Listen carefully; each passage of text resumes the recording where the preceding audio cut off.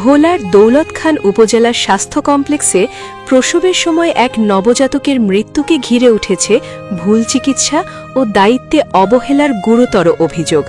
এই ঘটনায় senior staff nurse নুসরাতের বিরুদ্ধে অভিযোগ তুলেছেন নিহত শিশুটির স্বজনরা।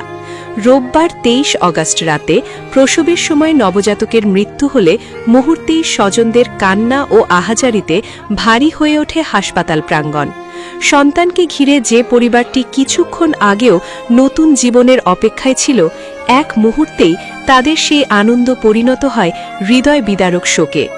পরিবারের অভিযোগ, প্রসূতির শারীরিক অবস্থা যথাযথভাবে পরীক্ষা নিরীক্ষা না করেই প্রসবের উদ্যোগ নেওয়া হয়। এক পর্যায়ে প্রসবের সময় শিশুটির কিছু অংশ বের হলেও বাকি অংশ আটকে যায়। পরে শিশুটিকে টানা হেঁচড়া করে বের করা হয়। এর কিছুক্ষণ পরই নবজাতকটির মৃত্যু হয় বলে দাবি স্বজনদের। নবজাতকের নিথর দেহ দেখে কান্নায় ভেঙে পড়েন পরিবারের সদস্যরা। তাদের অভিযোগ, সময়মতো প্রয়োজনীয় চিকিৎসা ও যথাযথ ব্যবস্থা নেওয়া হলে হয়তো তাদের সন্তানকে এভাবে হারাতে হতো না। ঘটনার পর স্বজনদের মধ্যে তীব্র ক্ষোভ সৃষ্টি হয় এবং হাসপাতাল জুড়ে হট্টগোল শুরু হয়।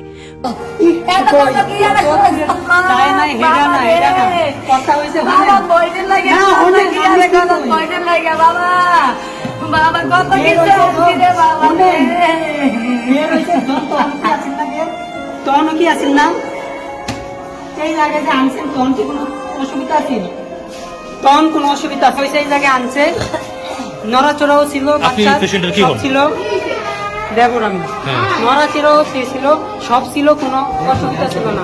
এখন আমার 1 ঘন্টা আগে কল দিচ্ছে যে বাচ্চার অল্প কিছু অংশ বের হয়েছে,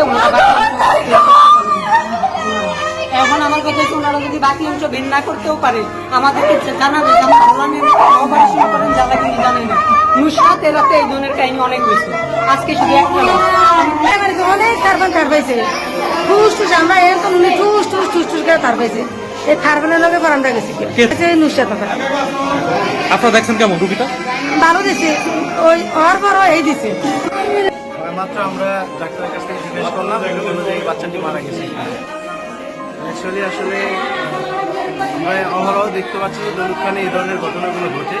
আমরা চাই যে এগুলো কীভাবে পরিত্রাণ করা যায়, আর যেন কোনো বাচ্চা এরকম না হয়, এই ধরনের ভালো স্টেপ নেওয়া। খবর পেয়ে medical officer doctor Ariful Islam ঘটনাস্থলে গিয়ে পরিস্থিতি শান্ত করেন। স্বজনেরা এ ঘটনার সুষ্ঠু ও নিরপেক্ষ তদন্ত দাবি করেছেন।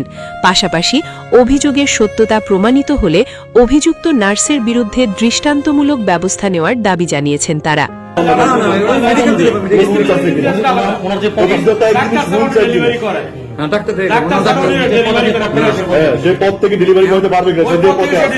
সেটা আমাদের যে ইউটিউব মহোদয় উনি সেটা ভালো বলতে পারবেন, উনি কোনো অনুমোদন দিয়েছেন কিনা সেটা উনি ফাইনাল সিদ্ধান্ত নিতে পারেন।